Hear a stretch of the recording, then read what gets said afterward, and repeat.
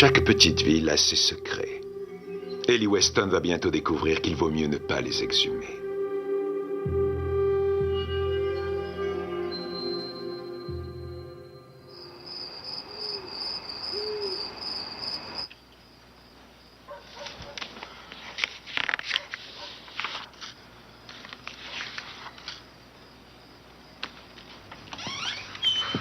Pete? Quoi? T'as fait ton travail? Ouais, maman. C'est bien, chérie.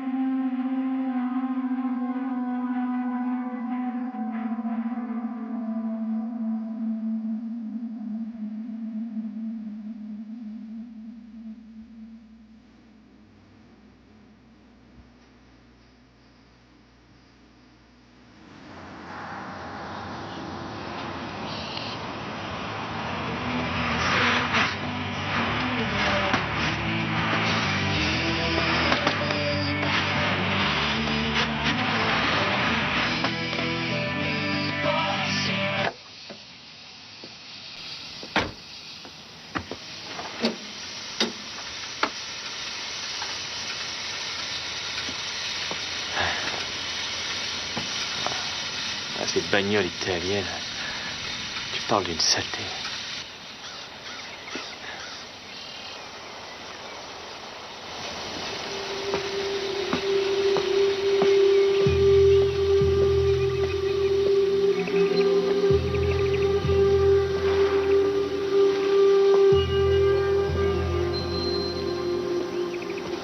Harmonie, 18 km.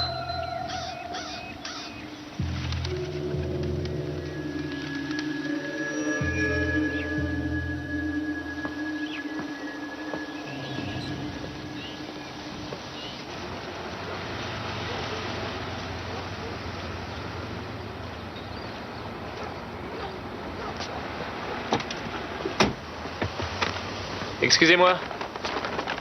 Vous êtes perdu? Émotionnellement peut-être, mais physiquement non, ça va mieux. J'ai marché pendant je sais pas combien d'heures pour atteindre votre jolie ville. Ah, elle est pas mal, c'est vrai, mais c'est très loin d'être une ville. Et vous lui donneriez quel nom? Chez moi. Ça me plairait d'avoir un chez moi. Je m'appelle Ellie. Lucinda. J'ai ma voiture qui m'a lâché au beau milieu de nulle part. Vous savez s'il y a quelqu'un par ici qui pourrait me la remorquer? Bien sûr, il y a Larry Barton, notre mécanicien. Il ouvrira sa boutique pour vous. Waouh. Là d'où je viens, il faudra un ordre du juge pour qu'un mécanicien se déplace un dimanche. Tout est mieux à Harmonie. Je vous remercie pour votre gentillesse. L'important, c'est que vous puissiez reprendre la route. Vous avez déjà réparé une voiture de cette marque-là? Il n'y a pas de problème. Pour moi, une voiture est une voiture.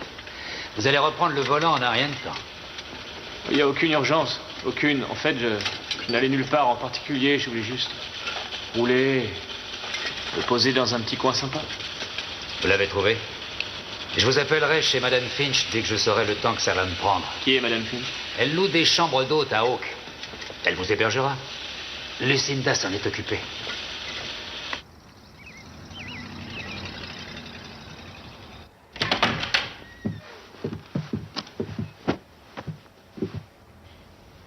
C'est pas cher du tout. Mais ce serait mal de tirer profit de quelqu'un qui a connu la malchance. Par ailleurs, vous ne resterez pas longtemps ici. De toute façon, Larry est un bon mécanicien. Et est-ce que par hasard vous auriez une télévision quelque part? Non, ni radio d'ailleurs. Ces choses-là me déconcentrent. Je me trouve déjà trop distraite. J'avoue humblement que j'ai la mémoire qui faiblit. Je vais vous préparer des sandwichs que je laisserai dans le frigo au cas où vous aimeriez grignoter. Harmonie des Chloé. Ennui, c'est mieux comme nom.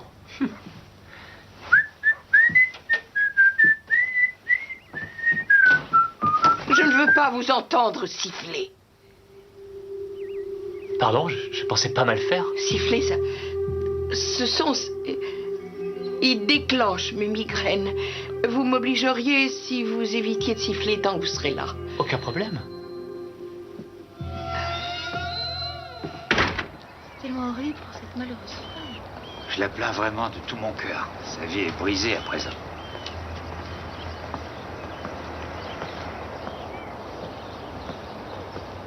Grâce merveilleuse, qu'ils sont doux ces mots, qui sauvèrent un scélérat comme moi.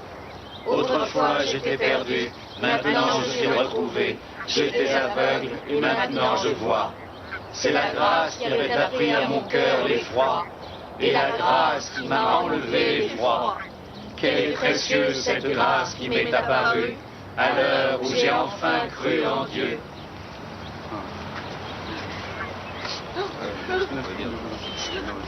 Rebonjour.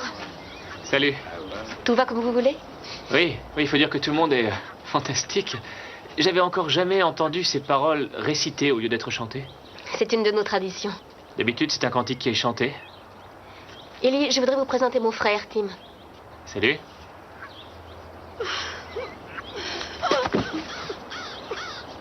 Pauvre femme. Venez, madame. Il a perdu son fils.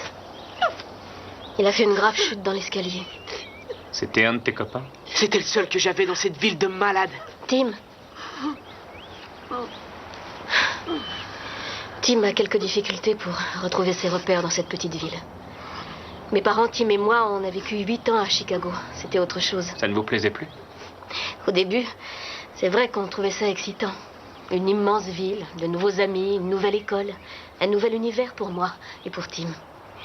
Mes parents ont ouvert une petite bijouterie sur Ennis Street. Et puis, il y a 2 ans, ça a été soudain l'horreur. On a cambriolé la bijouterie. Et mes pauvres parents ont été tués. Oh, je suis désolé. Tout à coup, l'immense ville n'était plus aussi amusante. Alors on est revenu. Personne ici ne ferme sa porte à clé la nuit. Ah oui, ça va pas être bien amusant pour un adolescent.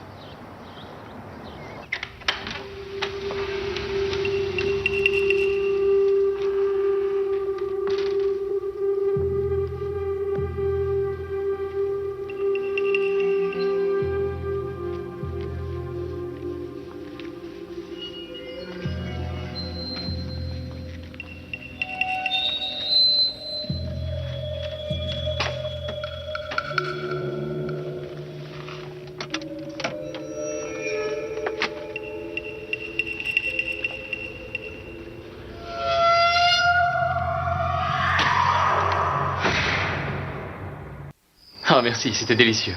Oh, Madame Finch est la meilleure cuisinière d'Harmonie. il vous reste de la place pour un petit bout de tarte? Peut-être plus tard. Laissez, je vais ranger le reste. Ah, c'est gentil. Dans ce cas, je vais aller me coucher. Lucinda, vous allez bien veiller sur notre hôte, n'est-ce pas? Oh, je vais m'assurer qu'il ne vole pas l'argenterie. Eh bien, bonne nuit. Bonne nuit. Bonne nuit.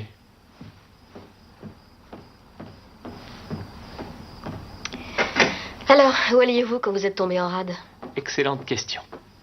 Je devais en avoir assez de la ville, moi aussi, parce que j'ai eu l'envie soudaine de prendre ma voiture et de partir à l'aventure. Il est possible que, sans le savoir, je voulais venir ici.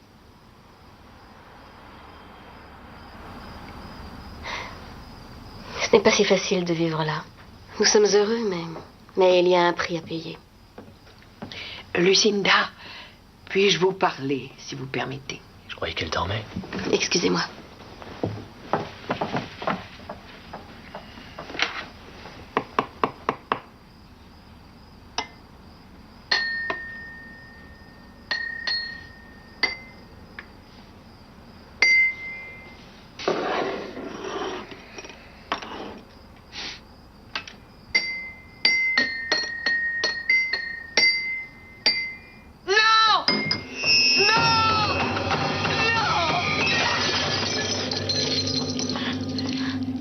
Je vous ai dit pour mes migraines. Je suis désolé. Calmez-vous. Il le savait pourtant pour mes migraines. Calmez-vous, Eleanor. Il vaut mieux que vous rentriez. Attendez, je viens avec vous. Non, vous êtes probablement fatigué, je vous laisse. Peut-être qu'on se reverra demain, Ellie. Bonsoir.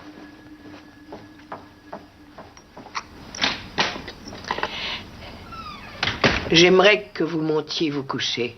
Votre chambre est prête et votre lit est fait.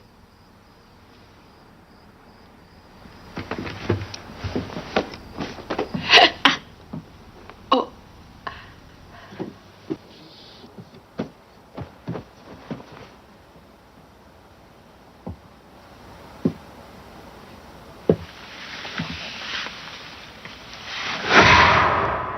Quoi? Chut.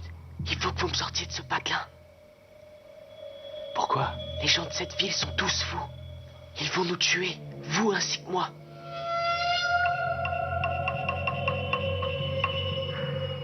Pourquoi crois-tu qu'ils veulent nous tuer? Ses funérailles aujourd'hui.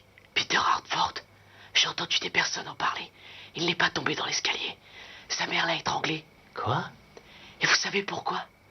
Parce qu'il écoutait de la musique. Mais c'est absurde. Je vous assure, il n'y a pas de musique ici. Vous avez vu des téléviseurs? Ou des radios? Ou même des pianos? Non, parce qu'il n'y en a aucun. C'est aussi interdit de chanter. Aux cérémonies officielles, tout le monde se lève, mais on récite seulement notre hymne. Si on vous pique à écouter un CD, alors vous finissez comme Peter. Ce sont des monstres, ils sont fous. Et ils croient tous à l'existence d'une créature qu'ils nomment la bête. La bête? C'est la vérité. Vous irez au cimetière et vous regarderez les dates. Il y a surtout des adolescents, parce que ce sont eux qui brisaient la règle en écoutant de la musique. Monsieur Weston. Demain matin, je vous chercherai. Par pitié, emmenez-moi loin d'ici. Avec qui vous discutiez?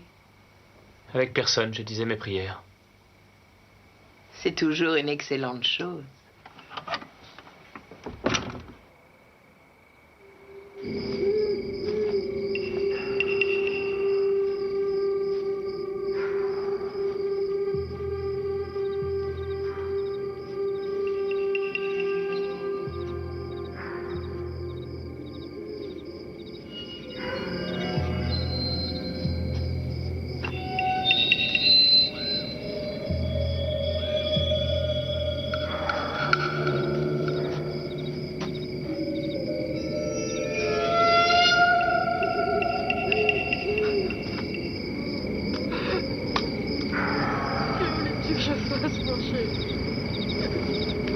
Je suis désolée, que voulais-tu que je fasse d'autre? Oh mon Dieu. Non! Non, je veux rejoindre mon petit Pete.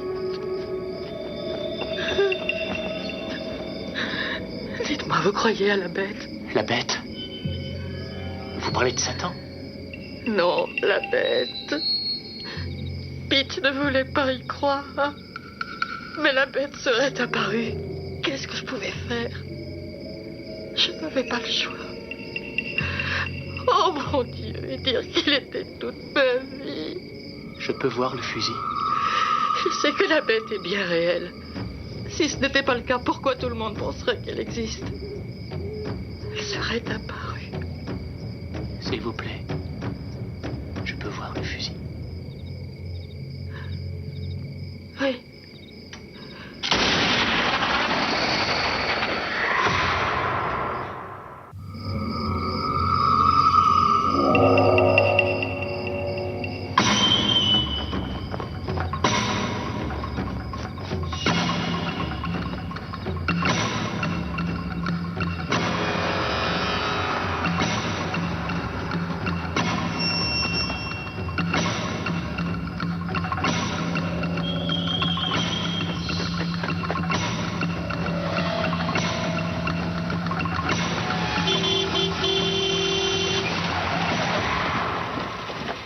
Que se passe-t-il? Vous voilà enfin. Je vous cherchais. Votre voiture est prête. Où est Lucinda? J'ai pris la liberté d'emballer vos affaires. Vous pouvez repartir. Je vous demande où est Lucinda? Il n'y a rien à payer pour la chambre ni pour la voiture. Au secours, ils vont me tuer!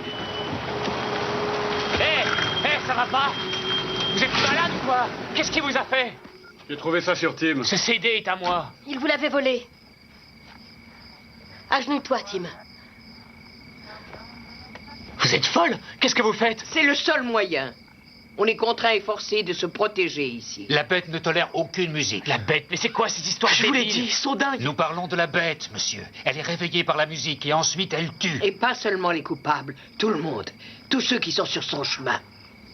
On est forcé d'interdire la musique ici. Nous ne sommes pas des gens méchants. Lucinda. C'est vrai. Nous avons une vie agréable ici.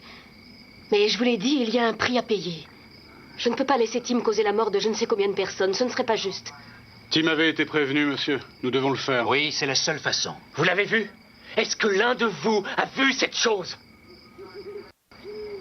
On ne l'a jamais vu, monsieur, parce qu'on ne veut pas l'ennuyer. Personne ne l'a vue depuis plus de 150 ans. Mais on sait qu'elle est C'est là. vrai. La légende s'est transmise de génération en génération. Une légende. Voilà ce que c'est. Des racontards, des superstitions de naïfs. Vous avez tort. La bête est un mythe.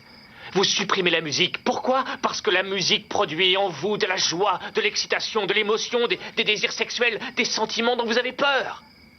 Vous protégez votre sérénité avec ce mythe absurde. Vous faites n'importe quoi pour rester des statues de marbre idiotes.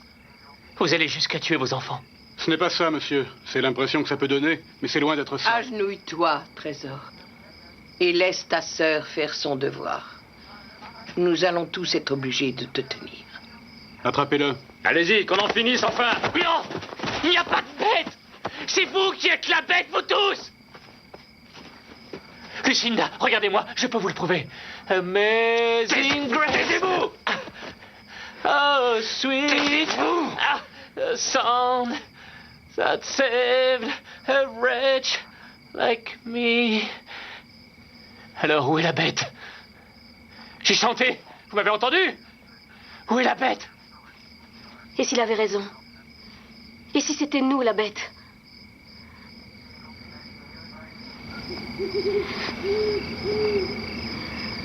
I once was lost, but now I'm found. Was blind, but now I see. Oh, pardonne-moi, Tim.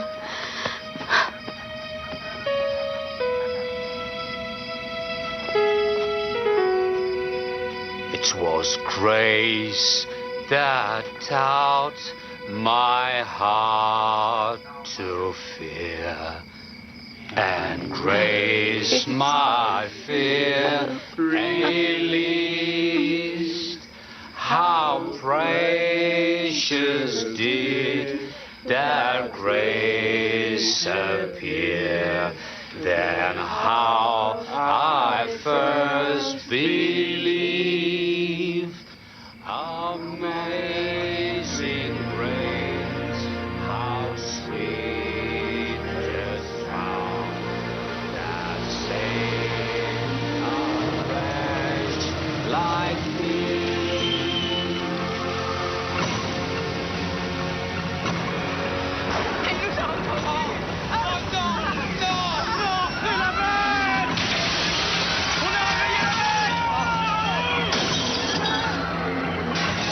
Pourquoi est-ce que je vous dis écoutez?